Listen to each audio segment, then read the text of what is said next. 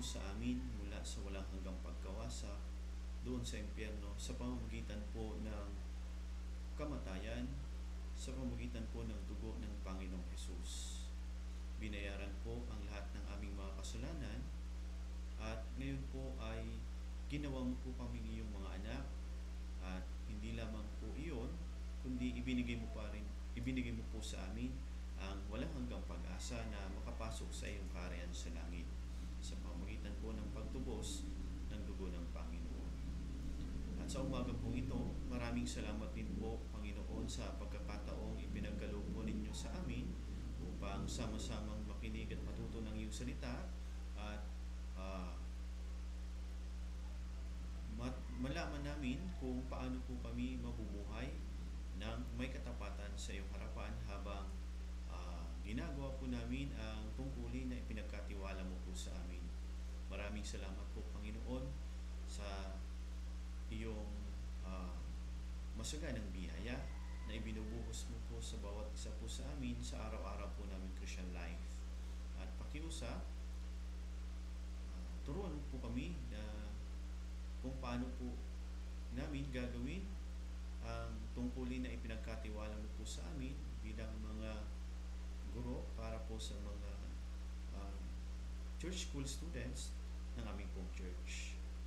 At pakiusap, nawa Panginoon sa aming pong gawain ito ay makapagbigay lamang po kami ng lugod sa iyong paningin at maluwalhati po nawa namin ang iyong dakilang pangalan. Maraming salamat po at dalangin ko po ang iyong patnubay sa aming pakikinig at pag-aaral ng iyong salita sa mga sandali pong ito. Ang lahat po ng ito ay ipinagkakatiwala po sa iyong makapangyarihang mga kamay na may pagpapasalamat sa pangalan ng Panginoong Jesucristo. Amen. Okay, so sa araw pong ito, pag-isipan natin at pag-aralan po natin ang tungkol sa Unit 29, Exploration Report. So, tingnan natin sa ating mga Biblia. Sa Bilang, chapter 13, verse 25 hanggang 33. Bilang, chapter 13, verse 25 hanggang 33. Medyo mahaba. Samahan po ninyo ako sa pagbabasa mula verse 25 hanggang 33. At sila'y nagbalik pagkatapos na lihim na siyasatin ng lupain. Sa katapusan ng 40 araw, sila'y dumating kina Moises at Aaron sa buong sambayanan ng mga anak at sa buong sambayanan ng mga anak ni Israel sa ilang ng Paran sa Kadesh. At kanilang dinalhan sila ng balita at ang buong sambayanan. At kanilang ipinakita sa kanila ang bunga ng lupain. Kanilang sinabi sa kanya, kami ay dumating sa lupaing iyon na kung saan ay isinubo mo kami at tunay na iyon ay dinadaluyan ng gatas at pulot at ito ang bunga niyon.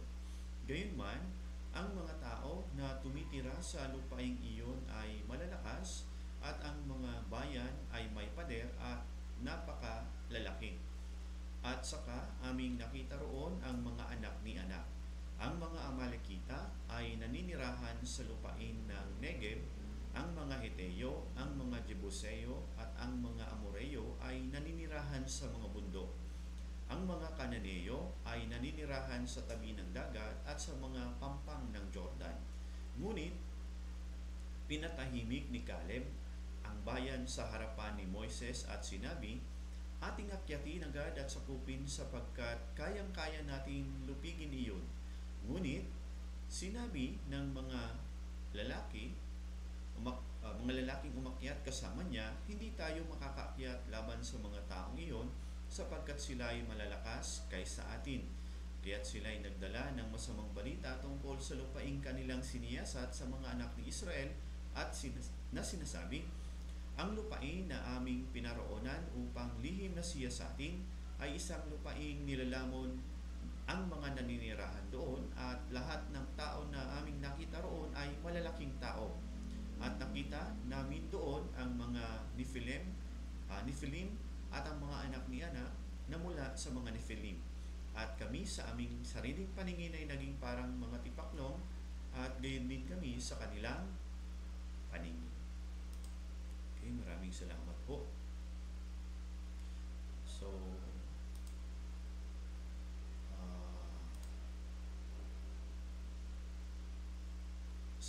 mula sa bundok ng Sinai, okay, naglakbay ang Israel patungo sa Kadesh sa loob ng 2 buwan. At doon sa bundok ng Sinai, ibinigay ng Diyos sa kanila ang kautusan at natutunan po nila doon kung paano sila sasamba at maglilingkod sa Panginoong Diyos. At nang sila ay nasa ilang ng Paran sa Kadesh, nagpadala sila ng mga espiya upang lihim na siyasatin ang lupain ng Kanaan. Dahil sa kanilang pagsuway at kawalan ng pananampalataya sa Diyos, natakot sila na sakupin ang lupain ng Kanaan.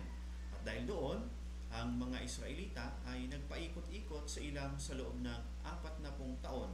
Ang mga sumuway sa Diyos ay namatay sa ilang at hindi nila nakita ang lupain ng Kanaan. Una, bakit sila nagpadala ng espiya? Okay? Kung titingnan po natin sa Bilang chapter 13 verse 1 and 2, parang ang Diyos ang nagutos. Okay? Parang ang Diyos ang nagutos sa kanila na kay Moises na magpadala ng mga espiya. Subalit, kung titingnan po natin sa Deuteronomio chapter 1 verse 21 to 22, Deuteronomio chapter 1 verse 21 to 22, sabi doon, tingnan mo, ibinigay ng Panginoon mong Diyos ang lupain sa harapan mo, akyatin mo, angkinin mo, na gaya ng sinabi ng Panginoong Diyos sa iyong mga ninuno, huwag kang matakot o mangamba, at lahat ay lumapit sa akin, bawat isa sa inyo at nagsabi, tayo'y magsugo ng mga lalaki upang mauna sa atin, upang lihim nilang siyasatin ang lupain at ibalita sa atin ang mga lungsod na ating daratnan. Ang mga Israelita ay nakarating sa hangganan papasok ng Kanaan. Ang tanging dapat nilang gawin ay akyatin at angkinin ang lupain gaya ng sinabi ng Diyos sa kanila. Subalit, sila ay nag-alinlangan. At sinabi ng mga Israelita kay Moises na magsugo ng mga espiya upang siyasatin ang lupain at sila ay magdala ng balita. Sa kabila ng kanilang tagumpay laban sa Ehipto na siyang pinakamalakas at makapangyarihan na bansa ng panahong iyon, hindi sila nagtiwala sa Diyos na magagawa nilang sakupin ang lupain ng Kanaan, na kung tutuusin ay mas maliit kumpara sa lupain ng Ehipto. Kaya sa verse 22, Deuteronomy chapter 1 verse 22, at lahat ay lumapit sa akin, bawat isa sa inyo at nagsabi, tayo'y magsugo ng mga lalaki upang mauna sa atin, upang lihim nilang siyasatin ang lupain at ibalita sa atin ang mga lungsod na ating daratnan. Ang kanilang sinabi ay parang makatwiran, pero wala silang pananampalataya sa Diyos. Alam ng Diyos ang lahat ng kalagayan at siya yung nangunguna sa kanilang paglalakbay. Gusto nilang patunayan sa kanilang sariling mga mata kung ano ang lupain ng Kanaan, kaya po sila nagpadala ng mga espiya. Gusto nila na makita sa pamamagitan ng kanilang sariling mga mata sa halip na magtiwala at umasa sa paggabay ng hindi nakikitang Diyos. Ito ay pagsuway at kawalan ng pananampalataya sa Diyos dahil sa pagpapadala po nila ng espiya doon sa lupain ng Kanaan. Ano ba ang pagsuway? Ang pananampalataya ay makikita sa pamamagitan ng agarang pagsunod. Gaya po ni Abraham, siya ay agad na sumunod sa utos ng Diyos na ialay bilang handog ang kanyang kaisa-isang anak na si Isaac. Ang pagdadalawang isip, ito ay hindi pagsunod. Sa Kawikaan, chapter 3, verse 5 to 6, sa Panginoon ay buong puso kang magtiwala at huwag kang magtiwala sa sarili mong pangunawa. Sa lahat ng iyong mga lakad, siya iyong kilalanin at itutuwid niya ang iyong mga landasin. Ang pagsuway ay mula sa kawalan ng pananampalataya. Ang pagsuway po ay nagpapakita ng kawalan ng pananampalataya sa Diyos. Kawalan ng tiwala, ang mga Israelita po ay nagtitiwala lamang sa kanilang nakikita at dito sila umaasa. Noong si Moises ay nasa bundok ng Sinai upang tanggapin ang utos ng Diyos, sila ay gumawa ng kasalanan sa pamamagitan ng paggawa ng gintong guya at sinamba nila ito bilang Diyos-Diyosan. At bagaman, dinurog ni Moises ang gintong guya at ipinainom sa kanila, at ng mga sandali pong iyon, 3,000 Israelita ang pinatay ng Diyos. Pero, nais pa rin nilang magtiwala sa kanilang nakikita. Sa awit 106 verse 13 to 15, ngunit agad nilang nalimutan ang kanyang mga gawa, hindi nila hinintay ang kanyang payo, kundi sila'y nagkaroon ng walang pakundangan pananabik na sila'y nasa ilang at tinukso nila ang Diyos sa ilang. Ibinigay niya sa kanila ang kanilang hiniling, ngunit nagpadala ng nakapanghihinang karamdaman sa gitna nila.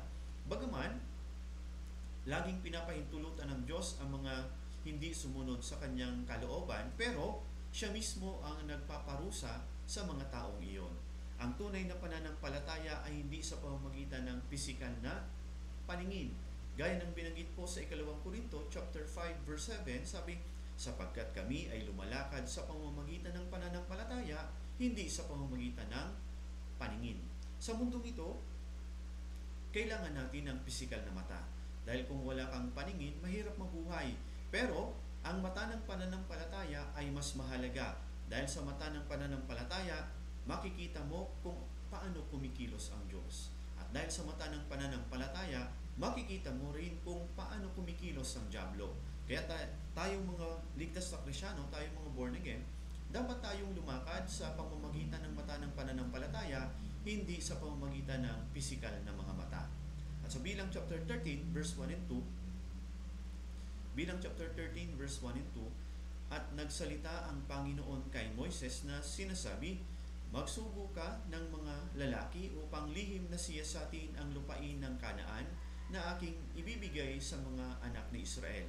Isang lalaki sa bawat isa sa mga lipi ng kanilang mga ninuno ay susuguin ninyo, na bawat isa'y pinuno sa kanila. Ang 12 espiya ay hindi pinuno ng bawat lipi dahil sa Bilang chapter 1, binanggit doon ang mga pinuno ng bawat lipi na iba sa 12 pinili para manmanan ang lupain ng Kanaan. Itong 12 espiya, sila ay mga espesyal na pinili para sa gawaing ito, para sa bawat lipi. Sa madaling sabi, anumang salita ang magmumula sa kanila ay magbabago ng pag-iisip ng mga Israelita. Dahil ang kanilang panukala, magpadala ng espiya, ito po'y pinahintulutan ng Diyos. Dahil ang kanilang nais ay magpadala ng espiya at ibinigay sa mga espiya kung ano yung kanilang gagawin. Si Moises po ay naniniwala na ang lupain ng Kanaan ay mabuting lupain. Subalit, nagpadala siya ng mga espiya para sa kasiyahan ng mga Israelita.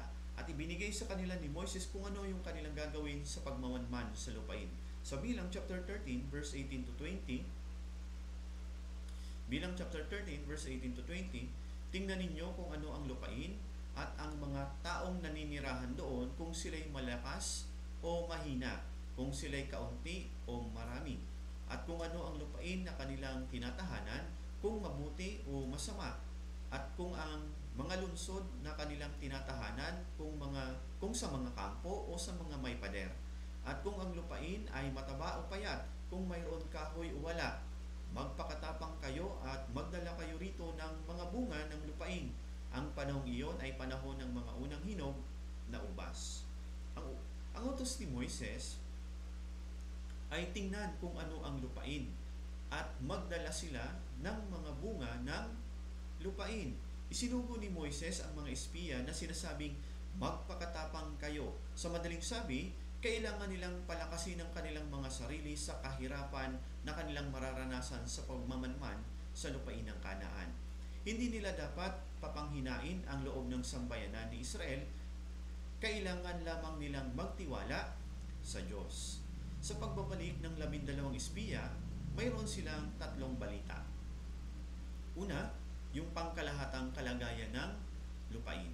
Sa Bilang chapter 13, verse 21 to 24, kaya't sila'y umakyat at kanilang lihim na sinayasat ang lupain mula sa ilang ng Zin hanggang sa Rehob sa pagpasok sa Hamat.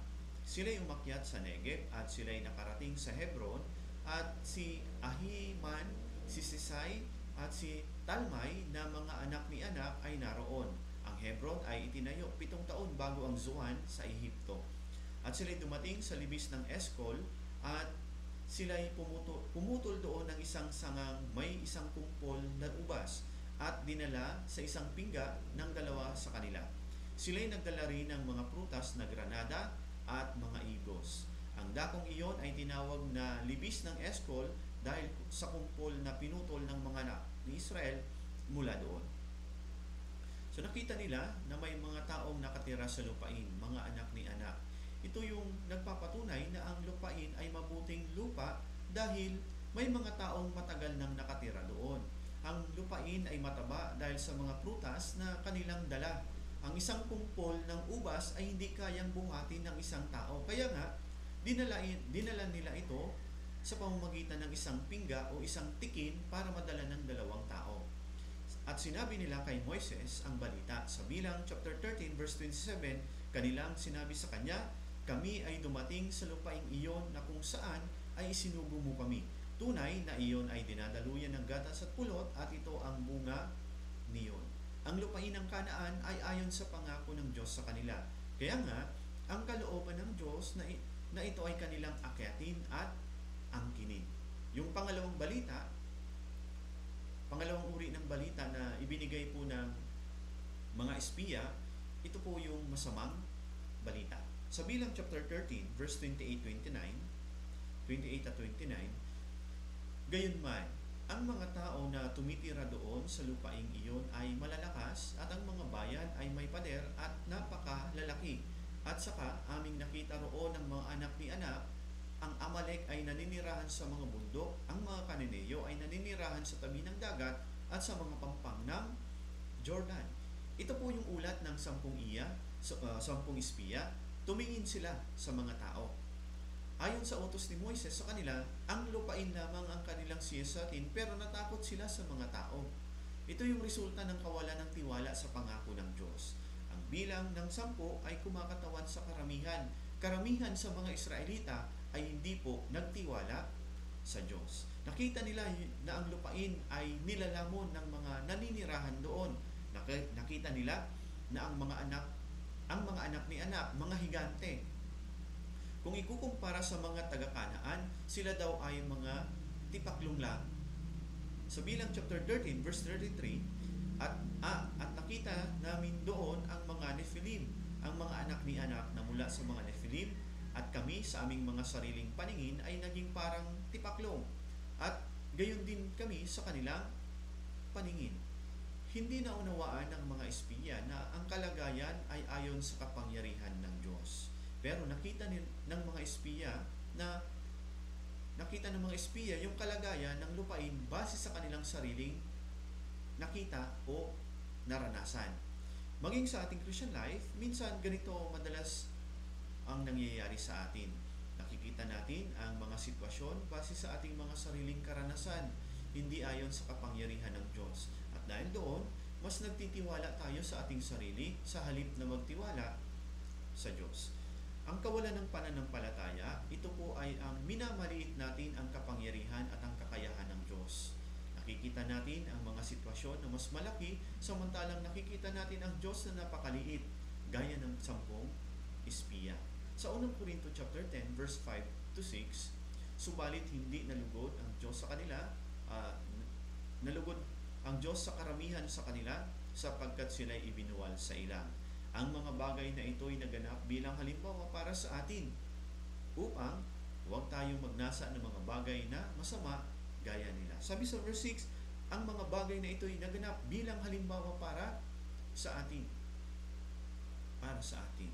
At yung sunod na uri ng balita na ibinigay ng mga espiya, ito ang ibinigay ni uh, Caleb at ni Joshua. Sa Bilang chapter 14, verse 6 to 9, Bilang chapter 14, verse 6 to 9, si Josue na anak ni Nun at si Caleb na anak ni Jephunneh na mga kasama ng mga nagsiyasat ng lihim sa lupain ay pinunit ang kanilang mga damit.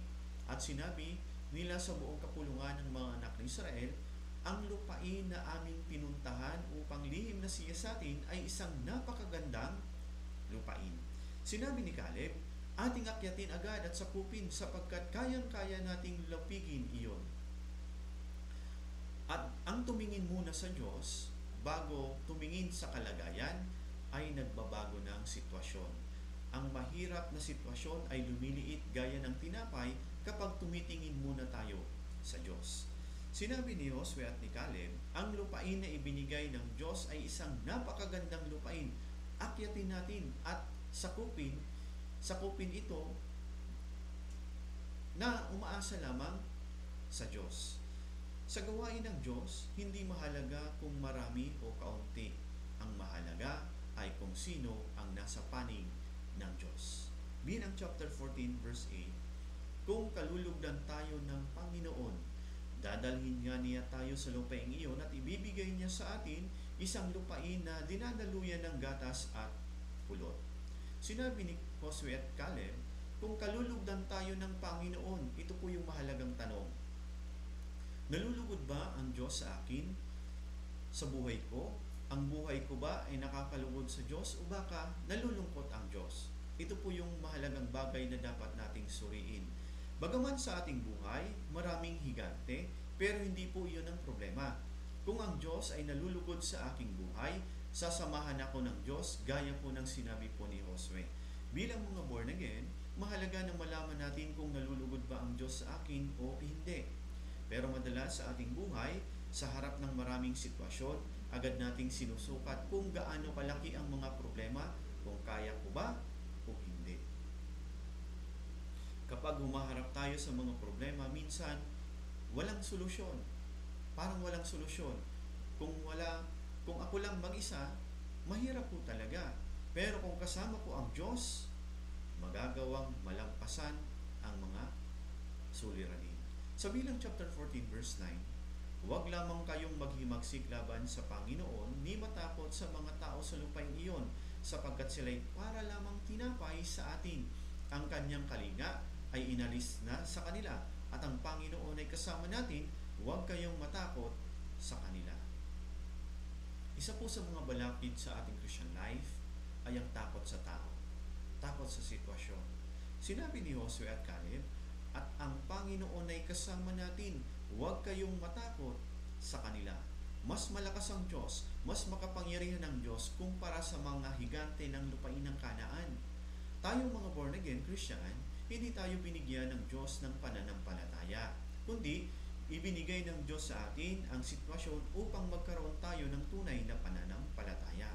Gaya nga po ng binanggit sa Roma chapter 1 verse 17, sapagkat dito ang katwiran ng Diyos ay nahahayag mula sa pananampalataya hanggang sa pananampalataya. Gaya ng nasusulat, ngunit ang taong matuwid ay mabubuhay sa pamamagitan ng pananampalataya. Dahil sa mga sitwasyon na nararanasan natin, mauunawaan natin na wala tayong magagawa kundi ang umasa at magtiwala lamang sa Diyos.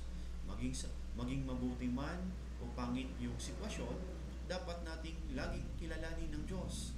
Minsan iniisip natin na kapag nasa mabuti tayong sitwasyon, iniisip natin na kasama natin ang Diyos. Pero kapag nasa masamang sitwasyon, iniisip natin na hindi natin kasama ang Diyos. At dahil doon, sinisikap natin nagawa ng paraan ang mga problema nang hindi kasama ang Diyos. At ito po yung mas nagiging malaking problema. Lahat ng sitwasyon, bilang born again, dapat kasama natin ang Diyos. Sa bawat sitwasyon, hanapin natin ang kalooban ng Diyos ng may kapakumbabaan. Ngayon, paano po nagkaroon ng ganitong pananampalataya si Josue at Caleb? Tingnan po natin si Josue. Sa Exodus chapter 24 verse 13, Exodus chapter 24 verse 13. Kaya tumindig si Moises at si Josue na kanyang lingkod at si Moises ay umakyat sa bundok ng Diyos. Si Josue po ay naglilingkod kay Moises. Lagi pong kasama ni Moises si Josue. Si Moises po ay lingkod ng Diyos. At ang Diyos ay laging kasama po ni Moises.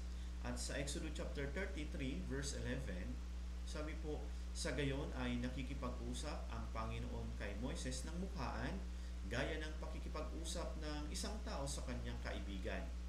Kapag siya ay bumabalik uli sa kampo, ang kanyang lingkod na si Josue, anak ni Nun, na may kabataan pa, ay hindi umaalis sa tolda.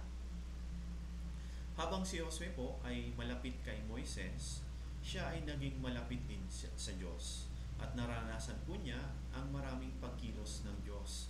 Mula sa kanyang kabataan, nakilala niya kung sino ang Diyos sa pamamagitan po ni Moises. At dahil doon, lumago ang kanyang pananampalataya. Sa panahon po natin ngayon, makikita natin ang pagkilos ng Diyos sa loob ng church. Ang gawain ng kaligtasan ay gawain po ng Diyos. At dahil sa pagkilos ng Diyos, maraming brothers and sisters ang nababago ang kanilang buhay. At sa ating Christian life naman po, dapat nating maunawaan na higit tayong maging malapit sa mga taong malapit din sa Diyos. Kapag ganon, maging ikaw ay magiging malapit din sa Diyos. Pero kung ikaw ay malapit sa taong malayo sa Diyos, lalo ka lang mapapalayo sa Diyos. Pag-isipan din po natin yung reaksyon ng mga tao doon sa masamang balita, doon sa balita ng mga espiya. Sa Bilang chapter 14 verse 1 to 4, Bilang chapter 14 verse 1 to 4, kaya't ang buong kapulungan ay sumigaw ng malakas at ang taong bayan ay umiyak ng gabing iyon. At nagreklamo ang lahat ng mga anak ni Israel laban kina Moises at Aaron. Sinabi sa kanila ng buong sambayanan, namatay na sana tayo sa lupain ng Ehipto o kaya'y namatay na sana tayo sa ilang na ito. Bakit kaya tayo dinala ng Panginoon sa lupain ito upang tayo bumagsak sa tabak? Ang ating mga asawa at ang ating mga anak ay magiging biktima. Hindi ba mas mabuti para sa atin na tayo'y magbalik sa Ehipto? Kaya't sinabi nila sa isa't isa, maglagay tayo ng isang pinuno at tayo'y magbalik sa Ehipto. Lahat ng taong bayan ay umiyak ng buong magdamag. Ito po yung nagpapakita na walang kinalaman sa Diyos. Lahat sila ay nagreklamo kina Moises at Aaron. Wala silang tiwala sa kanilang pinuno. Sinabi nila, tayo'y magbalik sa Ehipto. Mas ninais po nila na iwanan ang Panginoon at humanap ng ibang paraan, ibang daan ng dyablo. Sa Hebreo chapter 10 verse 39, ngunit tayo hindi kabilang sa mga umuurong kaya't sila'y napapahama, kundi kabilang sa mga may pananampalataya kaya't naliligtas. Isa sa dahilan kung bakit ninais nilang bumalik sa Ehipto, ito ay dahil sa pag-aalala nila sa kanilang pamilya. Kapag tayo po ay nahulog sa ganitong kalagayan, lumalabo po yung ating mabuting pag-iisip at dahil doon, nahuhulog tayo sa kasalanan. Sinabi nila, maglagay tayo ng pinuno dahil si Moises at Aaron ay hindi ginagawa ang kanilang maibigan o yung kanilang magustuhan. Kaya ninais nila na maglagay ng pinuno ayon sa kanilang kagustuhan. Sa Bilang chapter 12, sina Miriam at Aaron ay dinisiplina ng Diyos dahil sa kanilang pagsasalita laban kay Moises at sa Diyos. At makikita din natin ang katigasan ng ulo ng mga Israelita sa kanilang pagnanais na maglagay ng bagong pinuno. Sa kabila po nito, namagitan pa rin si Moises para sa mga Israelita. Sa Bilang chapter 14 verse 19 to 20, hinihiling ko sa iyo, patawarin mo ang kasamaan ng bayang ito ayon sa kadakilaan ng iyong tapat na pag-ibig at ayon sa iyong pagpapatawad sa bayang ito mula sa Ehipto hanggang ngayon. At sinabi ng Panginoon, ako'y nagpatawad ayon sa iyong salita. Si Moises po ay namagitan sa Diyos para sa kasalanan ng mga Israelita. Si Moises po ay larawan ng Panginoong Hesus sa lumang tipan. Nang si Moises po ay nanalangin para sa kasalanan ng Israel, ang Panginoong Hesus po ay nanalangin din para sa kasalanan ng sanlibutan. Binanggit po sa Lucas chapter 23 verse 34, sinabi ni Jesus, Ama, patawarin mo sila sapagkat hindi nila alam ang kanilang ginagawa. Binigyan ng Diyos ng kapatawaran ang mga Israelita dahil po sa pamamagitan ni Moises. Ito po yung biyaya ng Diyos. Bilang isang leader, ano po ang mararamdaman mo kapag mayroong mga patuloy na sumasalungat sa iyo? Hindi ka ba magagalit o magsasalita ng hindi maganda? Sa pamamagitan ng taimtim na panalangin ni Moises sa Diyos, napalubag po ang puso ng Diyos. Noong ang mga Israelita ay gumawa ng gintong guya bilang Diyos-Diyosan, si Moises ay nanalangin din sa Diyos para sa kasalanan ng Israel. At ito ay imposible po na mangyari kung walang lubusang pananampalataya sa Diyos at kung walang nag-aalab na pag-ibig para sa mga tao. Ang ganito pong uri ng puso ni Moises ay kinakailangan po ng mga teacher na nagtuturo at gumagabay sa mga estudyante. Sa Juan chapter 13 verse 1, bago magpista ng Pasko, alam na ni Jesus na dumating na ang kanyang oras ng kanyang pagpanaw sa sanlibutan ito patungo sa Ama. Yamang minamahal niya ang sariling kanya na nasa sanlibutan, sila ay kanyang minahal hanggang sa katapusan. Gaya po ng puso ng Panginoon na nagmahal sa atin hanggang sa huli. Kailangan din po natin magkaroon ng ganitong puso bilang mga church school teacher para po sa mga kabataan na ating tinuturuan. Ngayon, ano ba yung kahihinatnan ng pagsunod at ng pagsuway? Ang kahihinatnan ng pagsunod, ito po ay yung pagpapala ng Diyos. Pagpapala ng Diyos gaya ng pagsunod po ni Josue at ni Caleb. Sa Bilang chapter 14 verse 24, ngunit ang aking lingkod na si Caleb sapagkat siya'y nagtaglay ng ibang espiritu at sumunod ng lubos sa akin, ay dadalhin ko sa lupain ng kanyang pinaroonan at aariin ng kanyang mga binhi. Ito po yung naging pangako ng Diyos kay Caleb. Samantala sa Bilang chapter 32 verse 11 to 12, tunay na walang taong lumabas sa Ehipto mula sa 20 taong gulang pataas na makakakita ng lupain na aking ipinangako kina Abraham, Isaac at Jacob, sapagkat sila hindi lubos na sumunod sa akin. Liban kay Caleb na anak ni Jephunneh na Kineseo at si Josue na anak ni Nun, sapagkat sila lubos na sumunod sa Panginoon. So, mula sa henerasyon na lumabas po doon sa Ehipto at tumawid sa dagat na pula, kung titingnan po natin yung naging bilang po nila ay nasa 600,000. Doon po sa 600,000 na yon ay mga lalaki lamang po yung binilang, mga 20 taong gulang pataas. Pero yung mga bata at mga babae hindi po binilang. So, yung sa 600,000, dalawa lamang po ang natira doon o dalawa lamang po na nakapasok sa Kanaan. Yung unang henerasyon po.